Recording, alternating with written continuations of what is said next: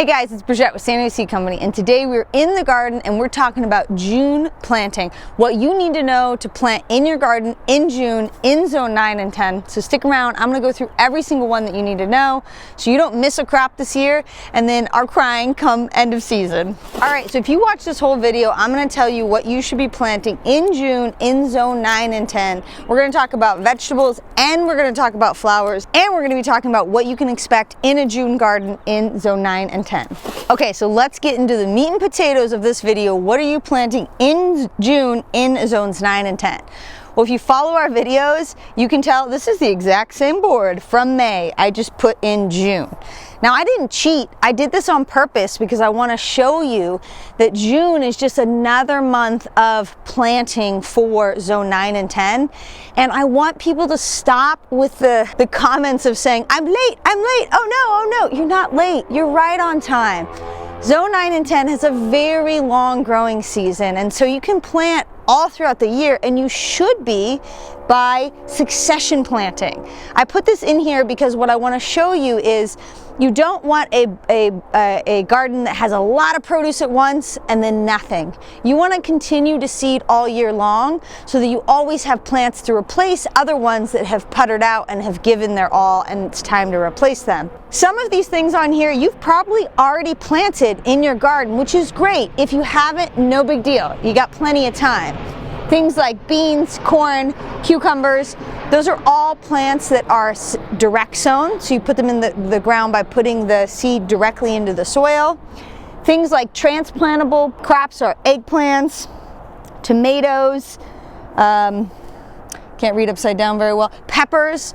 Those are all things that you could continue to seed now and have them ready in 6 to 8 weeks to put in the garden when your first round of peppers or tomatoes or eggplants are starting to not look so good. And that includes tomatillos. So all of these crops here, these are all of your warm season crops. Even if you've already planted them, don't slack and plant more in June so that you have backups in case something happens or if you're ready to switch out a plant. Okay, now let's show you what I'm talking about. So if we come down here, you can actually see I've got some baby squash here, and these guys were planted later than these bigger ones. And the reason being is I want to have squash that is filling my kitchen all year long, and after enough time I'm going to get tired of eating this squash and they'll start to get powdery mildew, they won't be happy. I can pull these out and put new plants in.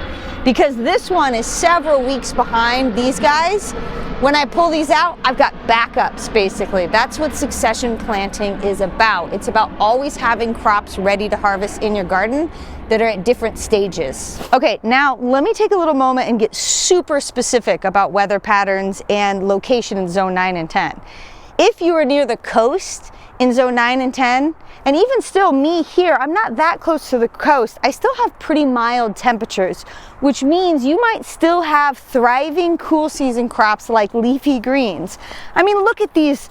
This chard is stunningly beautiful. This is our Bright Lights chard, and it's still super happy. The window of time that you have for leafy greens in zone 9 and 10 is closing because it's gonna get hotter and hotter and drier.